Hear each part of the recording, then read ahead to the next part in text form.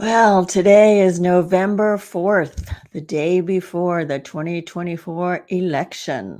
And if you have not already voted, please be sure to make it to the polls tomorrow.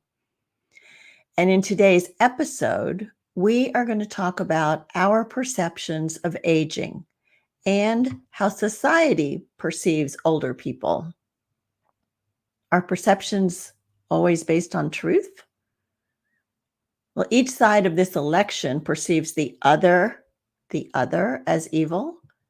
Each side sees the other as cheating and lying. Each side fears the other. Think about that. The other. When we see someone as the other, we do not want to get to know them, to see what might be true about them, or to determine for ourselves what might be good or bad about them. We simply assign them the term other and see them as different and therefore fearful. We are bombarded with media images and social posts that tell us how to perceive the other. This is what has happened and continues to happen when we talk about older people. We have been told that old means bent over, disabled, cognitively impaired, and we want none of that. So old people become the other, and we are not them. We are not old. Well, today we're going to challenge the assumptions we make about older people and hopefully remove some of the fear we associate with getting old. We hope to look at some of the advantages that aging brings us and how we can help to change the dialogue to be more encompassing and empowering rather than othering.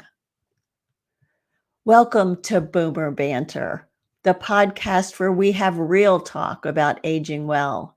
My name is Wendy Green, and I am your host. And my guest today is Jeanette Leardi. Jeanette is a social gerontologist, community educator, writer, editor, public speaker, and aging wellness leader who has a passion for older adult empowerment and finds special personal fulfillment helping boomers and older generations identify and share their wisdom with others. Jeanette has a master's degree with honors in English from Rutgers University and a graduate certificate in gerontology from the University of North Carolina at Charlotte. She is also the author of a new book called Aging Sideways: Changing Our Perspective on Getting Older. Before I bring Jeanette on, I want to invite you to join the Boomer Believers community. Boomer Believers is a community where we are learning together and thriving together as we age well. If you are yearning for a sense of camaraderie, if you're looking for opportunities for personal growth and development, if you want to gain knowledge and support for aging well, you will want to be part of the Boomer Believers community. Twice a month, we meet virtually. And the first time we meet, which is actually the second Tuesday of the month, we talk about all kinds of thoughts and issues and problems that come up for us as we age. And on the fourth Tuesday of the month, we are able to meet with one of our guests from that month to have some real Q&A with that person and really dig into some of the questions that may have been left over from the interview we had with them. In addition, as a member of Boomer Believers, you will receive a takeaway summary from each meeting with ideas that you can implement, and you'll also receive some materials before the gathering to help you prepare for the meeting. Membership to Boomer Believers is only $25 a month. So go to buymeacoffee.com www.heyboomer0413 and sign up. Gain confidence about what is possible as we age well together. All right, let's bring Jeanette on. Hi, Jeanette. Hey there, Wendy. How you doing? I'm doing so good, and I am so glad to have you in our studio today. It's a pleasure to be here.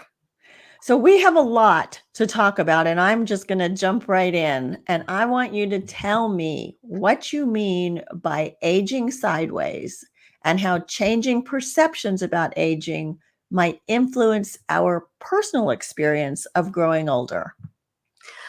Well, it's a great question to start out with because we have a general perception about aging, as you talked about in your introduction, and that is that we fear it. We think aging is nothing but deterioration and decline, that it's downhill past a certain point in our lives. It's all downhill from there. So we're wearing kind of side blinders, seeing aging in narrow terms. My question is, how can we take those blinders off and get a wider view? So my book, which is called Aging Sideways, I got the title actually from a book by an art teacher named Betty Edwards. In 1987, she wrote a book called Drawing on the Right Side of the Brain. And she had an exercise for her art students called upside down drawing. If you take a photograph of a chair, let's say, and you ask a person to copy that photo, to draw a picture of that chair, well, they'll do their best. And, they have their preconceived notions of what a chair is, and they'll look at the photo and do their best. But she found that if you turn that photograph upside down and you ask people to draw what they see, the upside down chair, what happens is it kind of puts that part of our brain that's editorial and has expectations and a history with chairs and all of that, it kind of puts that to rest. And what you wind up seeing are only the lines and the spaces between the lines. And so when you draw that upside down chair and then turn your drawing right side up, what you actually have is a more accurate picture of the chair than if you were just copying it side by side. That's So fascinating. Yeah. yeah, I mean, isn't that cool? So what if we could see aging as just as accurately for what it is and what it isn't?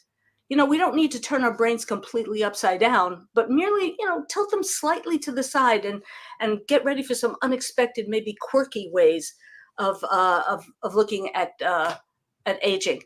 So my book offers examples of this and strategies for taking this approach. And once you see aging more realistically, you become more optimistic and hopeful about getting older. It'll broaden your sense of options and better help you advocate for them. Totally, totally. And I really love how you made that analogy with how we see things visually and how we can see things conceptually.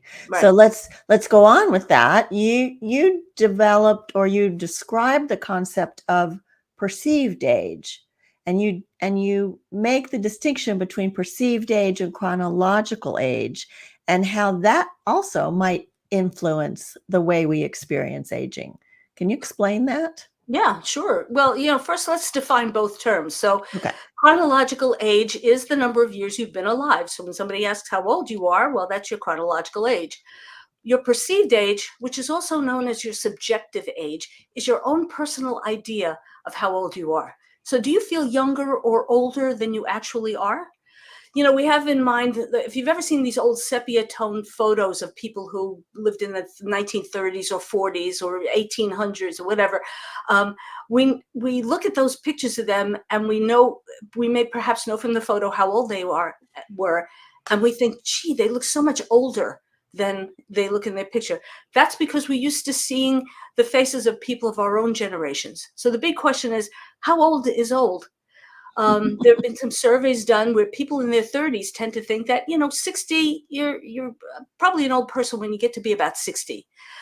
But ironically, people in their 60s and above, we tend to add 10 to 15 years to our own age, which is kind of interesting. It's like we're still resisting calling ourselves old. Now I'm 72, and this is what one 72-year-old looks like. Right. That's what one 72-year-old looks like. So let's keep in mind when we look at somebody and we see their age, we to have this feeling like, wow, you look so much younger than you are. It's like, no, I look what I am. So let's take aging as individual terms. There are two common statements that I really would like to abolish. If you've ever heard the phrase age is just a number, right? We've all heard somebody say, well, age is just a number. Well, actually, no, it's not. We shouldn't dismiss how old we are. We should appreciate and cherish that number, no matter what it is. So we can start by admitting our age, but I'd like us to go further and declare our age. So that's one statement I'd like to see go out the window. Here's another statement I don't like. 60 is the new 40, or, Oh, I hate 70 that. is the new 35, or, I but know. I hate that. kind of No, crazy because 60 is the new 60, right? exactly. Exactly. So to And keep, yeah, and like you said, 72 looks like 72 for you. 71 looks like right, 71 for me. exactly, They're exactly. different, and yet that's what it is. Right. Well, to keep wanting to push back that number still reflects our fear of aging. It's like, well, 60 is the new 40. And no, let's accept where we are. Yale psychologist Becca Levy, she's done incredible research into perceptions about aging, and she found that people who have negative perceptions about aging actually can reduce their life expectancy on average by 7.5 years. Mhm. And they can increase their chances of getting dementia by 50% just by Wow. having negative feelings about aging. So let's Yeah. address that, and let's stop having these negative feelings. So and you asked the question, how old do you feel? Hmm. Right. And that's also almost a gotcha question, just like, 60 is the new 40 or eh, no, how old do you feel? I feel 71. That's how old I am, but Right, right. we tend to reduce that. I think a lot of times we go, "Oh, I only feel like I'm 50," well, when you were 50, you felt 50. Right, exactly. And our Yeah. bodies change all the time, and we older people are the master changers. We're dealing with change all the time, and we've dealt with change for decades. So if you Yes. want to know what it's like to change, just ask an older person. That's right. That's right. So, another term that you used in your book, I mean, you used some wonderful terms in your book, Jeanette. I really Thank you. enjoyed it. Thank So, you. the book again is called Aging Sideways, and you make the case to replace the term successful aging, which we hear all the time, with the term empowered aging. So, explain to us the difference between empowered aging and successful aging and why it might be a more inclusive term to support older adults. Okay. Well, if you Google the phrase successful aging, you're going to find millions of hits about what individuals can and should be doing to stay vibrant and young as long as possible. And we know what those rules are: eat right, exercise, work hard, save money, stay engaged. It implies that it's the individual's behavior that is solely responsible for how well we age. But aging involves far more than that. It involves who we are in a socioeconomic context, what our race or ethnicity is, our gender, our physical and or mental ability, where we live, our level of education, our level of income. So for example, all right, we should be eating right, but what if you live in a food desert? What's considered a food desert? You don't have easy access to fresh fruits and vegetables. We should be exercising. But what if you're challenged because you're working two jobs or you're a full-time caregiver? We should be working hard. Well, age discrimination can prevent you from getting a job, or the local economy where you live has reduced the number of jobs or businesses you'd otherwise qualify for. We should be saving money. Well, what if you have health problems and requires a lot of medical costs? Or what if you have poor or inadequate insurance? What if you do unpaid caregiving so you don't have an income coming in? What if you lack affordable housing or unequal pay for women? And this is where the notion of intersectionality comes in. We're all aging, but I'm aging while female. You Mhm. could be aging while being a person of color. You can be aging while being a person with a disability. And if you're an aging female who's a person of color with a disability, you get a triple whammy of the fact that society does not support our aging process. So empowered aging involves an equal responsibility on the part of society as a whole to establish practices and policies and systems that don't discriminate against age or any other factor of identity. So let's move it away from solely blaming the individual for not aging right and say it's 50% of the individual's responsibility, but it's 50% of our society. That's what empowered aging is about. When society and the individual together work together in the aging process. Yeah, so like you said, it takes the responsibility off of the individual. So we're not failing if we're a full-time caregiver who's not getting paid. And so therefore we're not saving money and we're not exercising and maybe don't even have time to eat right. Right. But where is the support that would help us do some of those things? I think Right. that's what you're saying. Right. Exactly. It takes some of the responsibility of the individual. We still are responsible for for making choices as best we can.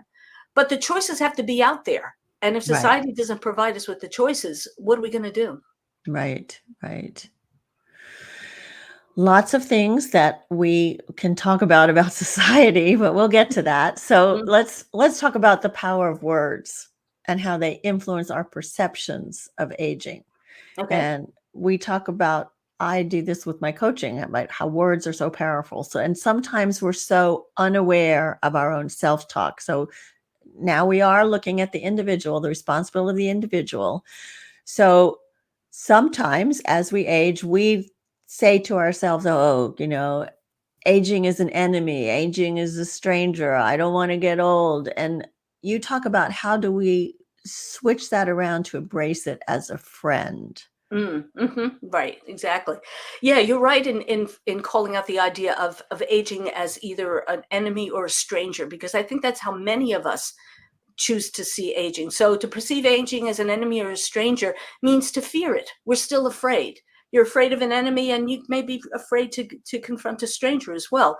With an enemy, we fight getting older or looking older at all costs. So we're into the Botox thing or the anti-aging products or dyeing our hair or whatever, because we're just fighting, resisting getting old. We want to stay as young as possible, as long as possible. If we see aging as a stranger, it means we're not identifying, we refuse to identify with it at all. We deny it. Who, me? I'm not old. I won't get old for a long time. And that's a more of a factor of flight than fight. But I say we need to see aging as a friend. That's to welcome it as a necessary part of the progression of life. We're supposed to age. We're meant to age. So the alternative, what's the alternative? It's to die, right? So just as we seek to spend joyful, meaningful, engaging time with a friend, we should do so with our ever older versions of ourselves. Keep remaining friends with the aging process. Now, of course, as with a friend, you can have challenges to the relationship. They may arise, but we believe that they're worth the effort to resolve. So just as we would defend or advocate for a friend, we should also defend and advocate for ourselves as older adults. And these are the approaches I propose in my book.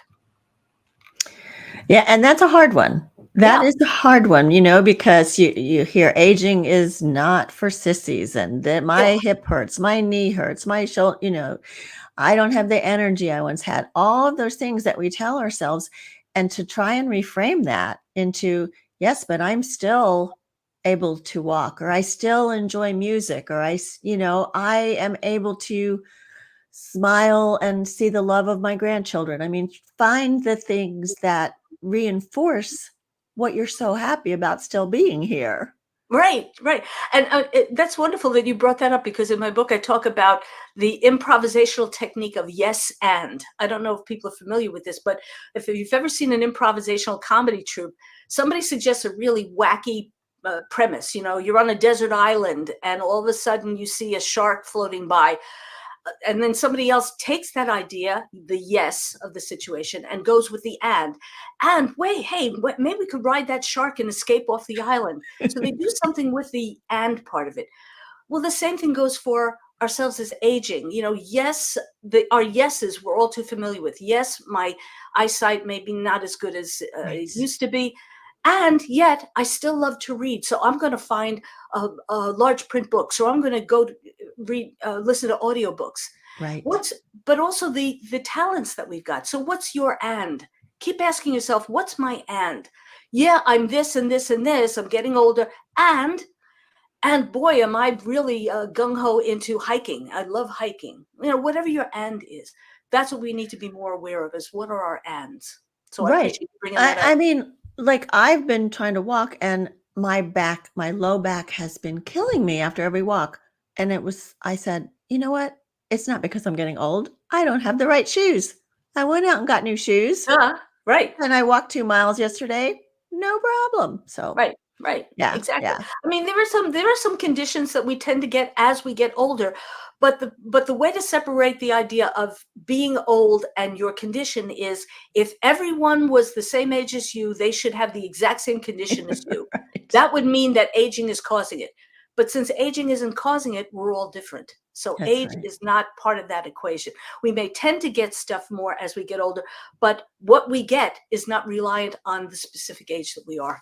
Yeah, that's great. Mm. I'm going to take one little break here to ask people to support the Boomer Banter Walk to End Alzheimer's team. We had our team out walking yesterday with thousands of other people who are walking to end Alzheimer's, so that maybe the next year when we walk to celebrate the end of Alzheimer's. To support the Boomer Banter team in reaching our goal, we still have until December 31st to raise money. So please, please contribute to this cause. Go to act.alz.org/go-to/heyboomer and let's end Alzheimer's. Thank you. All right, back to Jeanette and the author of Aging Sideways as we continue into this exploration. So, Jeanette, what Mm. are some of the ways to overcome the tendency to otherize by age and instead appreciate the wide spectrum of individual experiences, as you were just saying, and capabilities across different stages of life? Well, I'm glad that you mentioned the phrase wide spectrum of individual experiences because to describe us older adults as the elderly couldn't be further from the truth. Because the older we get, we actually become more diverse from one another. So think of people growing older together as a tree. And when we're younger, we're like the trunk of a tree. We have much more in common with each other developmentally, um, preference-wise, experientially. So, but as we get older, we make certain choices. Those choices lead us to certain options. Those options lead us to making other choices, and we get more and more diverse from each other. So, as for otherizing, we have a natural tendency an urge to categorize and stereotype things and people in order to feel a sense of comfort and control. The more we're afraid of any group of people, the stronger our tendency is to stereotype them and to distance ourselves from them. As you mentioned before, we create a dynamic of us versus them. Now, here's the irony of the whole thing. While it's easier to otherize people who don't look like us, male versus female or white versus people of color, we're all aging. So eventually, if we're lucky enough to live long enough, the us become the them or the them become the us. We're eventually going to be the them that we shun or that we don't want to have anything to do with. That's Yeah, going good to happen point. to everyone if we're lucky. So there are three ways I think to overcome this tendency to otherize. How we can stop otherizing. First, accept the fact that you're aging. Okay, that's a biggie. Second, to educate yourself about the entire reality of aging, the gains as well as the losses that you mentioned before, Wendy, in your introduction. We actually gain some really good things as we get older, which we could talk about a little later. And finally, commit to forming relationships with people who are significantly older and significantly younger than you. Demystifying all Good stages of point. the lifespan is really what's going to help us rid us of any ageist impulses we have and tendencies to otherize people. That's such a good point that we are hurting ourselves and we're hurting others by not knowing people in different age groups and Right. having those friendships because we learn from each other and we Yeah. share with each other. Yeah. Right. So part of that otherizing, though, Jeanette, is really part of our own internal ageism. We're like, well, I'm not old. I'm not bent over, or I'm not using a walker, or I'm not blah blah blah. Mm-hmm. And so we categorize that as old, and that's not me. But that's really internalized ageism, isn't that right? Absolutely, absolutely. When you mentioned, "No, I'm not going to use a walker," or "I resist using a cane," and everything. Think about your entire life. Every single stage of your life, you have needed help in some form or another, right? When we're children, we need lots of help. When we're teenagers, we need certain other kinds of help. When we're middle-aged people, we need other kinds of help. So why should we resist getting help for ourselves, seeking help when we're getting older? So this internalized ageism is when we're actually prejudiced against our current selves, where we are right now. So if we're old, as you say, we say things like, I'm too old to learn this new technology, Right. or my knee really hurts. It must be because of my age, like you said, Wendy. If we're young, we may say, I'm not experienced enough to try out for this job, or I won't be given the opportunities that I want because I'm too young. So how can we older adults in particular overcome our internalized ageism?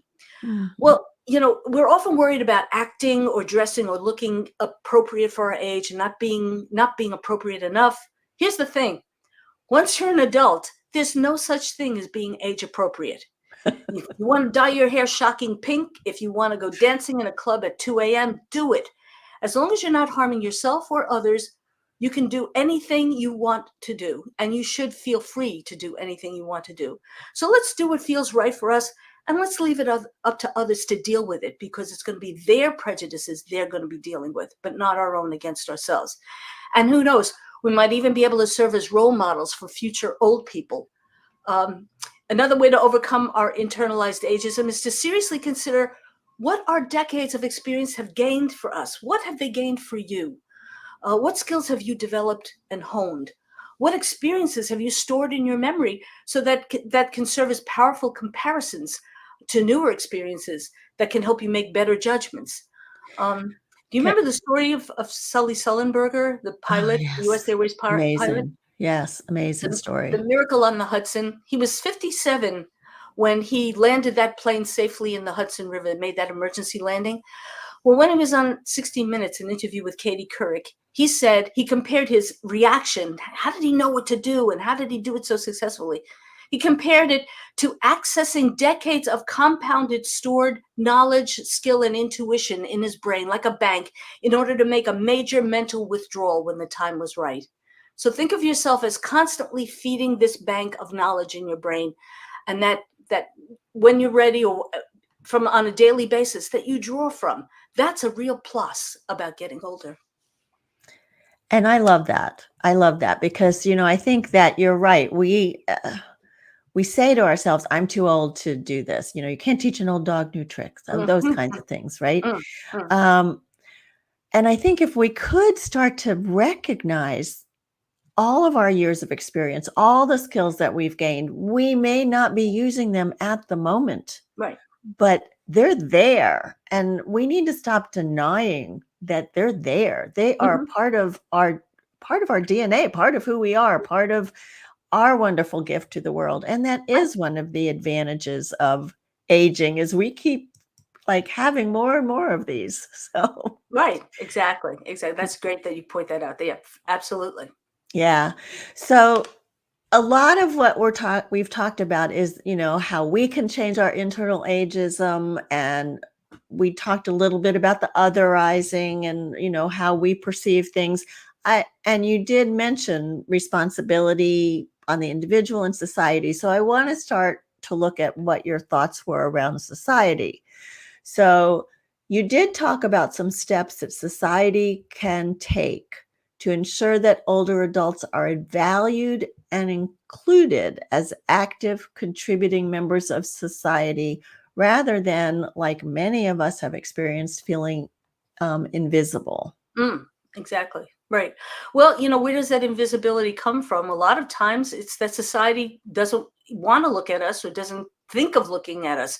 So I think there are three factors that society has to take into consideration. The first factor is representation.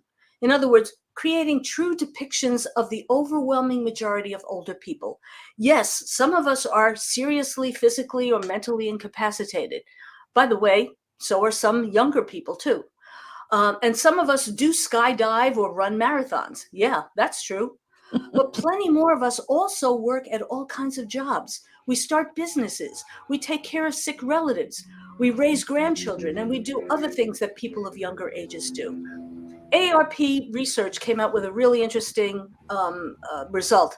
46% of Americans are over the age of 50, but are depicted in only 15% of advertising and other media images. So nearly half of us are around, but only 15% of us are visible.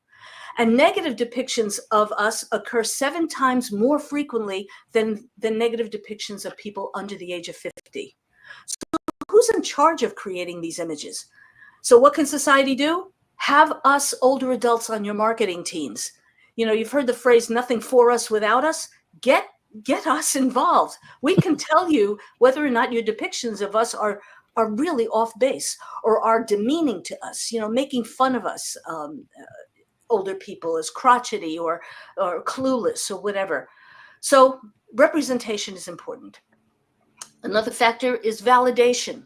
Society should recognize our worth, especially regarding the assets of the older brain. And Wendy, you may know this, but I love to talk about the older brain. I'm gonna let's get real here. Here are Go, some go.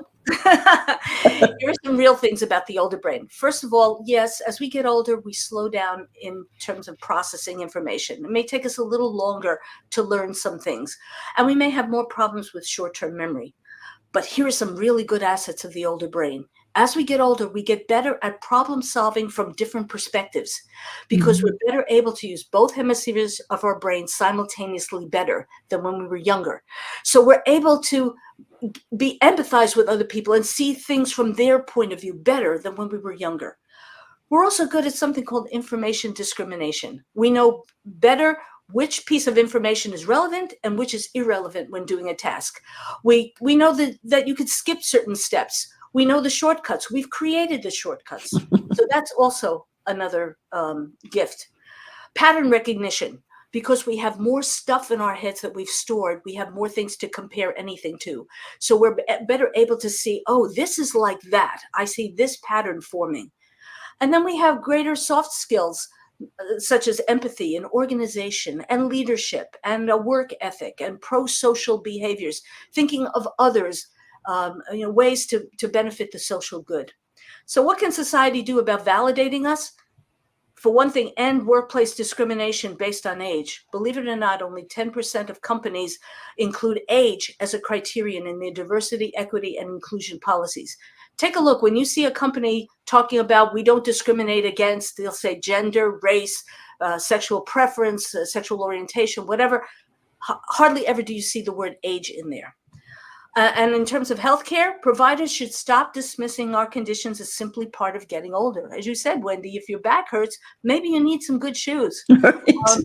And should also include us older adults in clinical trials. So that's validation. And then the final factor is expectation. Provide us older adults with more opportunities to remain as productive and engaged as possible. How can society do this? Let's increase accessibility in urban planning, provide better public transportation, more affordable housing. We older adults are the greatest untapped source of human capital that's going to waste. We're not being used. We're not being let in. Let us in. We've got so much to share. We're like Sully Sullenbergers walking around. Use what we know because we can help society. Yeah. And so what happens when we try to get in and the society says no or closes the door? What happens?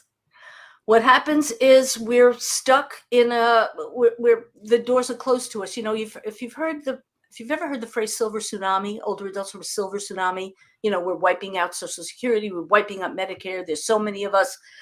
Well, it's because we're not a silver tsunami, we're a silver reservoir, and we've been blocked up. All our talents and skills and knowledge are behind these floodgates. If we open up the floodgates, if you let more older people into the workforce, believe it or not, when those older people and younger people work together in the workforce, their work teams are far more productive than if you just have young brains working on them or just old brains working on them. So we have to start advocating for ourselves and for others as well. So when we come across situations like that, we've got to speak out. We've got to advocate for ourselves and enlist people who become our allies in this. So a lot of it has to do with first getting it straight, aging straight between our ears, in our brains, and then helping others get aging straight too.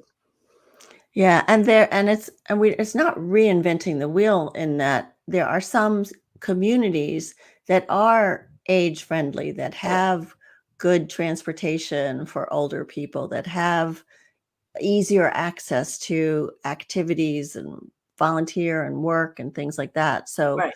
Right. we can use some of those as models in our own communities Right. to bring this age friendly awareness to the community.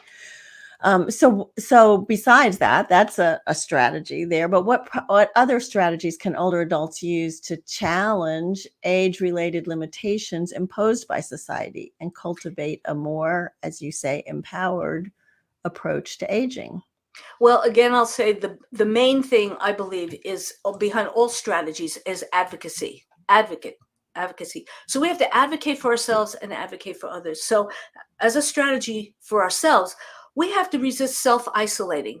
Let's not retreat and say, okay, I'm done. I can't really do much. We need to insert our presence in places and at events and at activities where we're not expected to be. Show up. You may be the only older person in the room, but that could be a good thing because then you could say, "Hey, why aren't there other people my age here?" You know, maybe let's bring more people of older cohorts in. We need to again believe that we have the knowledge, ideas, and skills to share. As far as advocating for others, I believe that we older adults uh, not need to believe and act on what I call the power of one. A lot of time we tell ourselves, I'm only one person. What can I do to really make a difference in, creating a pro-aging world? Well, when I was a newspaper journalist for a long time and I needed to seek out information, I believed in going right to the top. The first step was go right to the top. Call up the president of a company, call up the CEO of a company. Just go right to the top. Now, you can always be kicked down a couple of rungs on the ladder Right. where the CEO will refer you to some vice president who might refer you to some assistant manager or whatever. But you start at the top, and you might be surprised that you actually sometimes get to talk to the CEO or the president. I did that with actually with a greeting card, a very large greeting card company in this country, and got them to start a line of pro-aging birthday cards. Oh gosh, Um, we need those. yeah. So, but it's not just. I mean, I'm an individual. What power did I have? I just took a chance. So, when you experience ageism, speak out, especially in print or social media. How many times I bet a lot of people are ticked off when they see a headline that calls somebody a grandma and has nothing to do with that woman being a grandparent. Mhm, So mhm. call out, write a letter to the editor, call out the instance, and offer a suggestion of a way to change it. And then let's get our friends involved too. We can create our own little rapid response teams. Hey, did you see that social media post? Let's all, write to the person who posted that and say, here's why this is ageist, and here's a way you can do something differently about it. So we could do it through emails, through letters to the editor. Those are some ways we can do it. And you do point out that I see your posts on LinkedIn. You catch things that, I'm so indoctrinated, I guess, in We all society that I miss it a lot of the time. And I'll see your post and I'll be like, oh yeah, that is kind of are. ageist. Well, we all are indoctrinated. I mean, I still catch myself sometimes thinking ageist things or saying ageist things. So we're all in this together, and it's understandable. We've got decades and decades of brainwashing to get rid of, to deal Yeah, with. So right. let's be gentle with ourselves. And just like everything else we've done as boomers, that we didn't have those role models, No. right? Like we saw all grandparents or aging parents as old, Hmm. and we did not see that as a good thing. And so we were like, I'm not going to be that. And so we're like changing, like you said, being role models now for upcoming generation to say, look, this is what aging can be. It doesn't Well, have to be decline and decrepit. right. And also think about the boomers as a generation. We were the first generation to be marketed to directly as children. Mm. Saturday morning cartoons started with us, or get that, that Hopalong Cassidy lunchbox or the Barbie doll or whatever. So we've spent our whole lives being aware and knowing that we're capable of changing or having an influence on our society. So, whereas our parents may have been more reticent and they didn't have role models from which to Right. base that on. So, Yeah. Jeanette, you have given us so much information. Is it possible for you to kind of summarize 2 to 3 things that, your book Aging Sideways gives so much too. You are just a font of knowledge. But give me 2 or 3 things as takeaways that we can share with the audience today. okay, well, the epilogue of my book is called, the last part of my book is called Aging Right Side Up. So after we've been looking at things sideways, let's just, turn the drawing, the upside down chair, turn it right side up, and let's age right side up. And so here's some takeaway questions I think we should already have preloaded in our minds, that whenever we experience anything that has to do with ageism or discrimination, let's ask, first of all, who benefits from this ageist policy, situation, or condition? Chances are there may be somebody who's making a buck off us being fearful of getting older, especially in the anti-aging products industry. That's $1 trillion industry, getting us to be afraid of the next wrinkle or the next gray hair we have. Mhm. Also, who benefits from us having this intergenerational conflict of boomers, dismissing millennials, or millennials dismissing boomers? Who benefits from that? Who keeps, journalists keep that flame going because it sells clicks, it's clickbait. Right, So right. that's one question. Another question is, does this ageist situation, have to do with actual chronological age, or is it really about something else? In this political atmosphere, a lot of times there's been a word called gerontocracy that's been floated around. That means that there are too many old people running the government. Well, is it really about chronological age, or is it notions about competence and power sharing? And let's remember that older adults will become more different from one another. There are plenty of older adults who are mentally extremely competent. So let's Mhm. not stereotype. And then another question is, what would happen if this policy didn't exist, and what can I do to change it? So if you see something ageist, say, well, what would happen if I could help to get rid of this? What might happen? Well, we might have more merit-based salaries in the workplace. We might have greater willingness to collaborate and share ideas. So we need to envision a world of greater justice and productivity and interdependent support for the benefit of all. So ask questions, have those preloaded in your mind. So the next time somebody says, oh, I'm too old to, do whatever, you say, really? What makes you say that? Why do you think you're too old? Mhm. Just have Yeah, questions preloaded. be curious. Jeanette, thank you for all of this. You can find Jeanette's book, Aging Sideways, on her website, Jeanette, which is spelled Jeanette, Jeanette Leardi, Leardi.com. And I will put that in the show notes. So I would recommend going and checking out the book. It really is an interesting book with lots of ideas. And I hope to see you in the Boomer Banter membership group. Remember, you're invited to 2 virtual meetings a month where you will learn and be supported on your journey of aging well. To become part of our group, go to buymeacoffee.com/heyboomer0413. And don't forget to support our Boomer Banter Walk to End Alzheimer's. We really want to defeat this disease.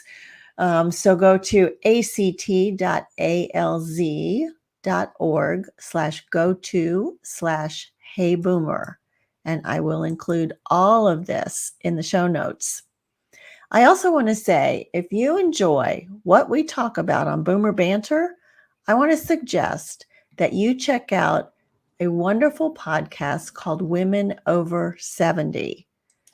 In that podcast, Catherine and Gail capture the essence of women aging through their award-winning weekly podcast, their life experience, and their knowledgeable approach. So look for Women Over 70 wherever you listen to podcasts. Jeanette, this has been a fascinating conversation. Thank you for all that you're doing to help us accept and embrace aging well. Well, thank you for inviting me, Wendy, and thank you for your work in spreading the word about boomers and what we can do about changing our society. Thank you. Have a wonderful day. Thank you. Bye.